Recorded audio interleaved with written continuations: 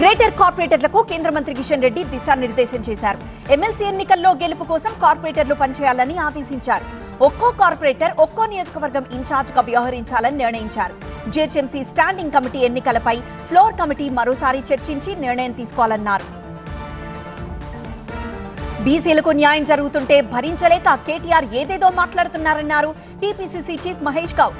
సర్వేలో పాల్గొనని కేటీఆర్ కులగణనపై మాట్లాడడం విడ్డూరమన్నారు. బీఆర్ఎస్ పాలనలోనే బీసీలకు తీరని అన్యాయం జరిగిందన్నారు. కేటీఆర్ ను బీసీ సమాజం క్షమించదన్నారు. ఎమ్మెల్సీ ఎన్నికల్లో బీఆర్ఎస్ కు అభ్యర్థులు లేరని, పరోక్షంగా బీజేపీకి బీఆర్ఎస్ మద్దతిస్తోందని విమర్శించారు. జనసేన నేత కిరణ్ రాయల్ పై విచారణకు ఆదేశించారు జనసేన అధినేత పవన్ కళ్యాణ్. సోషల్ మీడియాలో వస్తున్న ఆరోపణలపై విచారణ చేయాలని నిర్ణయించారు. పార్టీ కార్యక్రమాలకు కిరణ్ రాయల్ దూరంగా ఉండాలని ఆదేశించారు. హైత్నగర్లోని కోహెడాలో హైడ్రా దూకుడు కొనసాగిస్తోంది. కోహెడా గ్రామంలో 7.28 గుంటల భూమిని రియల్టర్ సమ్రెడ్డి బాల్రెడ్డి కబ్జా చేసినట్లు 170 మంది ఫ్లాట్స్ ఓనర్లు ఫిర్యాదు చేశారు. ప్లాట్లు కబ్జా చేసి భారీ ఫామ్ హౌస్ ను నిర్మించారన్న ఫిర్యాదుతో హైడ్రా అధికారులు కూల్చివేతలు చేపట్టారు.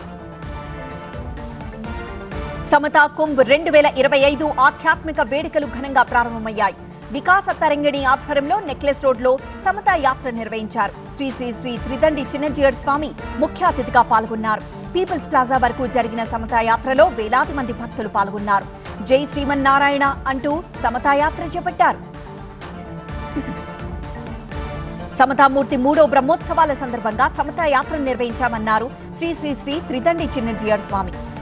సమాజ నిర్మాణానికి రామానుజాచార్య కృషి చేశారన్నారు. రామానుజాచార్య స్ఫూర్తితోనే అంబేద్కర్ పనిచేశారన్నారు. రాజ్యాంగం రూపకల్పనలో అంబేద్కర్ కృషి మరవలేందన్నారు.